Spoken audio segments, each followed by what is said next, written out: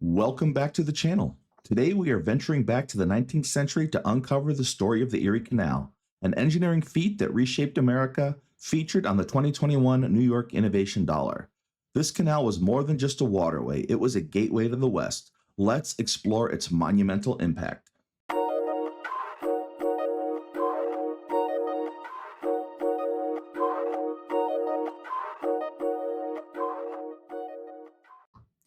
In this episode, we spotlight the 2021 New York Innovation Dollar.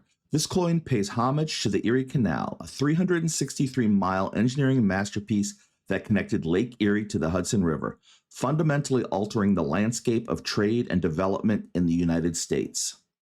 Before we delve into our historical journey, though, a quick note about the format. To give you the best view, we are going to first examine a detailed illustrated image of the coin.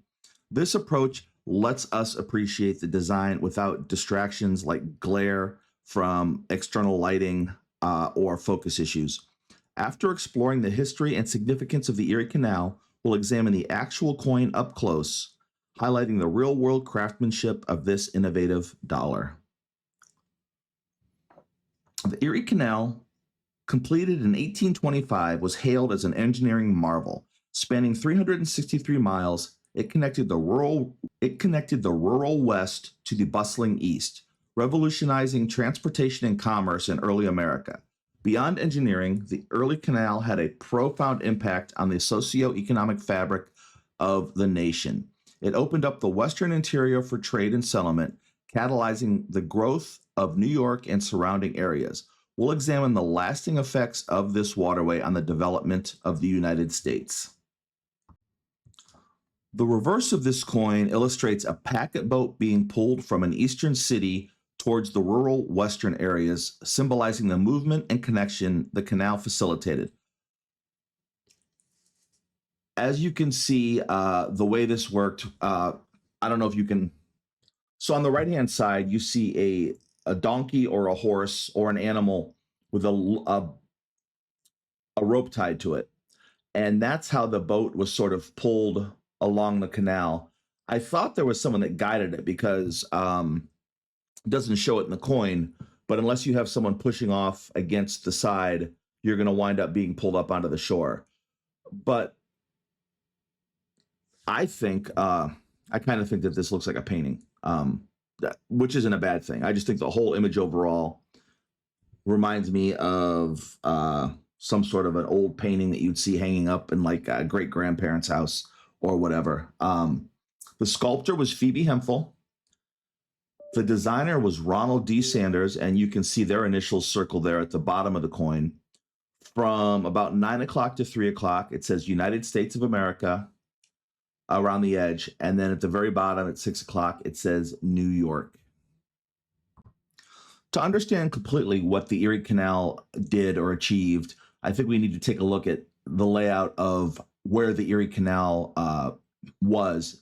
So it stretched from Albany, New York, all the way to Buffalo, New York, and it covered all of the areas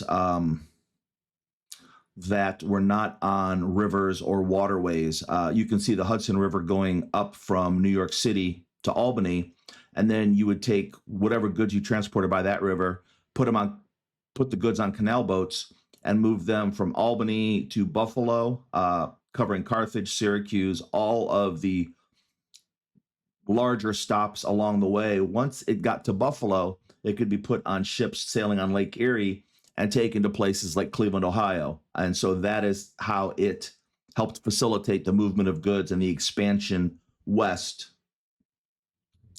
Here is just an image of what the Erie Canal looks like, how wide it is, and how it's still used today in some areas to facilitate moving boats around or, rowing. Here's another image. The Erie Canal, all canals, well, I shouldn't say all canals, most canals, a lot of canals use locks to help facilitate the change in elevation. And you would pull into one of these locks. The water would either fill or empty, depending on what elevation you were at and what the next level of the canal, where that elevation was, and it would level it out and get you there. and I realized that that wasn't a good explanation. Here is how it worked. In this illustration, the boat was in the lower canal. It pulled into the lock chamber. The gate closed. The lock, or that chamber, would fill with water to raise the boat in the chamber up to the elevation for the upper canal. And then once it filled with water, the front gate would open and the boat would be able to sail out. And then it worked in reverse, going the opposite way for navigating the canal and the change in elevations. And here we are looking at the actual coin itself through the microscope.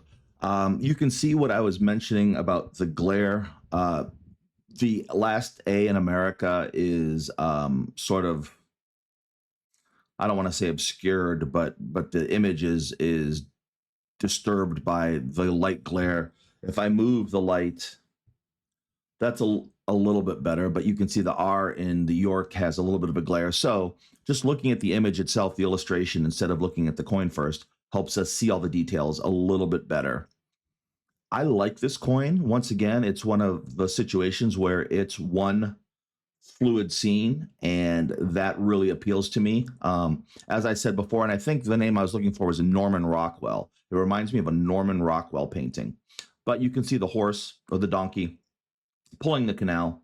And as I said, I thought there was usually somebody with a long pole pushing off of the edge, because just the horse pulling, the boat would eventually drift up onto the edge or hit the edge or get grounded on the edge. So, but that is how the canal worked. Horses, donkeys, ox, I don't know, whatever, would pull the vessel along the length of the canal. But yeah, I do like this coin. Not in my top 4. I guess maybe I'm just not a nature scene fan, but I do think it's a great coin. I think it's a beautiful job. I think that it's pleasing to my eye to look at. Just not entirely something that I would, like I said, put in my top 4.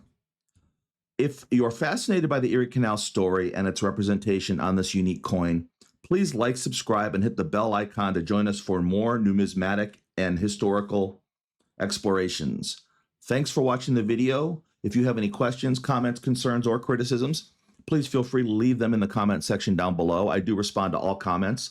If it's something that you want to say or ask and you don't want to do it publicly, my email address is also listed in the video description. Feel free to email me, and I do respond to all of those also. Other than that, thank you for tuning into our video, and I hope that you all have a great week.